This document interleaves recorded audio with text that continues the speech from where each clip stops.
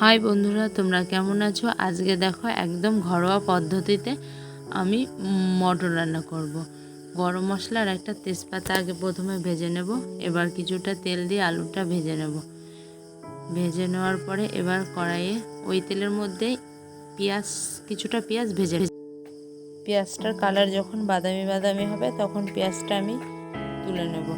দেখো পেঁয়াজটা ভাজা হয়ে গেছে, একটা ঝাঁঝরির সাহায্যে তুলে নিচ্ছি। এবার কড়াইতে কিছুটা তেল দিয়ে আবার দিচ্ছি পেঁয়াজ। মটনে একটু পেঁয়াজ বেশি দিলে মটনের স্বাদটা বেশি হয়, গ্রেভিটা খেতে খুবই ভালো লাগে।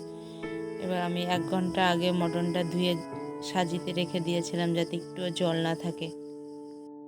পেঁয়াজ দিয়ে মটনটা ভালো করে কষাবো, যতক্ষণ কালারটা মটনের সাদা সাদা সাদা না আসে ততক্ষণ পেঁয়াজ দিয়ে কষিয়ে যাব। দেখো আমাদের মটনের কালারটা সাদা সাদা হয়ে এসেছে।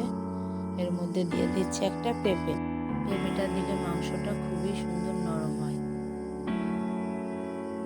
এর মধ্যে দিয়ে দিচ্ছি আদা বাটা, রসুন বাটা, জিরে বাটা, ধনে বাটা দিয়ে আর কাঁচা লঙ্কা বাটা দিয়ে কিছুটা টাইম আবার কষিয়ে নেব। এবার দিয়ে দিচ্ছি শুকনো লঙ্কা বাটা, পরিমাণ মতো লবণ আর হলুদ।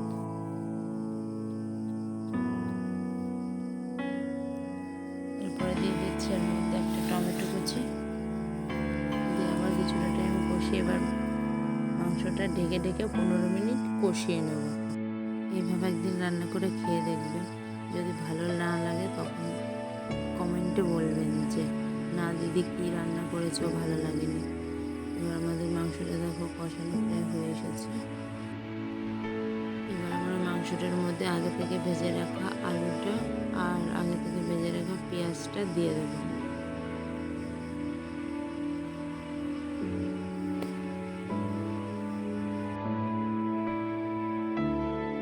দিয়ে পেঁয়াজ আর আলুটা দিয়ে কিছুটা টাইম নেড়ে এবার মাংসের মধ্যে আমরা জল দিয়ে দেব।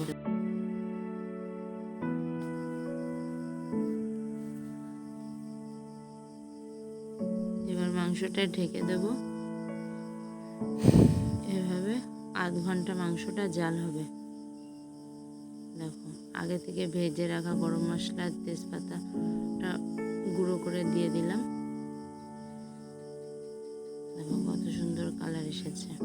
দেখো মাংসটা কত সুন্দর নরম হয়েছে, হাত দিলেই একদম গলে যাচ্ছে।